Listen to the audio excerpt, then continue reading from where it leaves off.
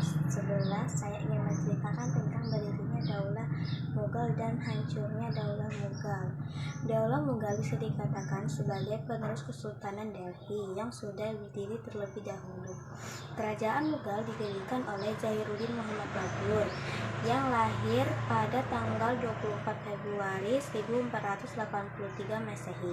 Ayahnya bernama Umar Syekh Mirzan, keturunan kelima Timurlen, seorang Amer Phaganah, sedangkan ibunya adalah putri keturunan langsung Jakutan, putra Genghis Khan.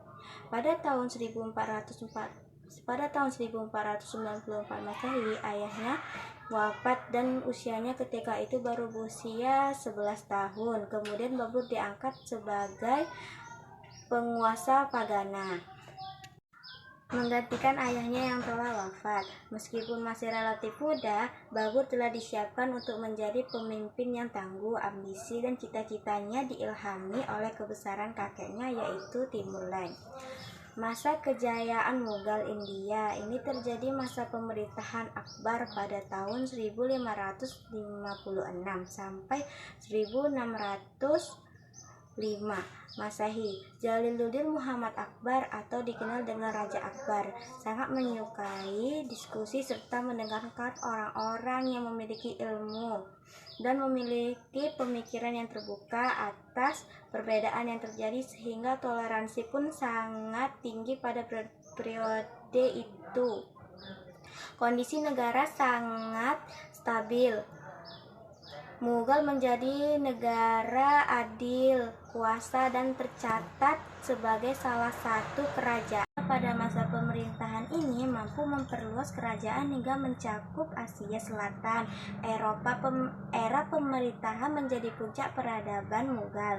Namun demikian, dengan banyaknya pemberontakan dan perang saudara tetap bisa dikalahkan oleh kerajaan Mughal.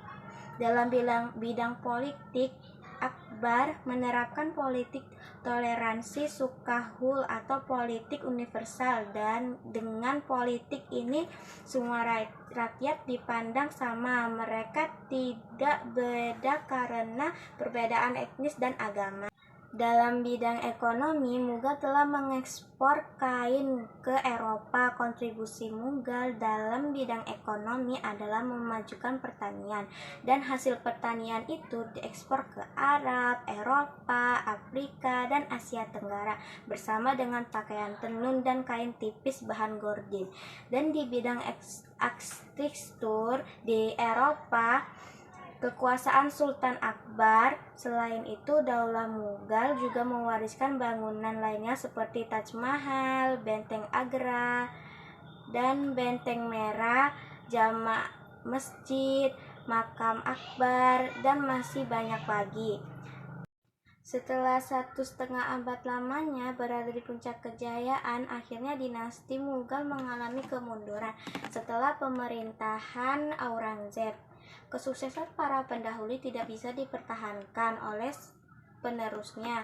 Dinasti Mughal juga semakin terancam dengan adanya gerakan Spartis Hindu di India Tengah, Sikh di belahan utara, dan Islam di bagian timur. Sementara itu, Inggris dengan kekuatan bersenjatanya semakin menguasai wilayah pantai. Ketika kerajaan Mughal memasuki keadaan lemah, perusahaan Inggris East India Company yang sudah makin kuat mengangkat senjata. Sultan Mughal Syekh Alam membuat perjanjian damai dan menyerahkan Old Bengal dan Orissa kepada Inggris. Syekh Alam meninggal pada 1806. Kemudian pemimpinannya diteruskan oleh Akbar II.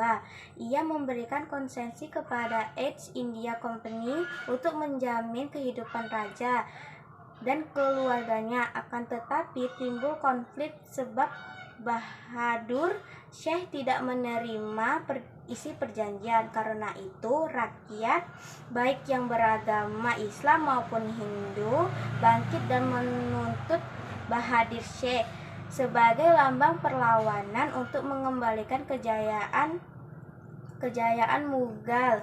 Dengan demikian terjadinya perlawanan terhadap Inggris pada bulan Mei 1807 Masehi. Perlawanan mereka dapat dipatahkan oleh pendukung penguasa lokal Hindu atau Muslim. Inggris kemudian menguasai para pemberontak dari Delhi. Banyak rumah ibadah dihancurkan dan Bahadur Shah merupakan raja Mughal terakhir diusir dari istananya pada 1858 Masehi. Dan demikian berakhir sejarah dinasti Mughal di India. Assalamualaikum warahmatullahi wabarakatuh.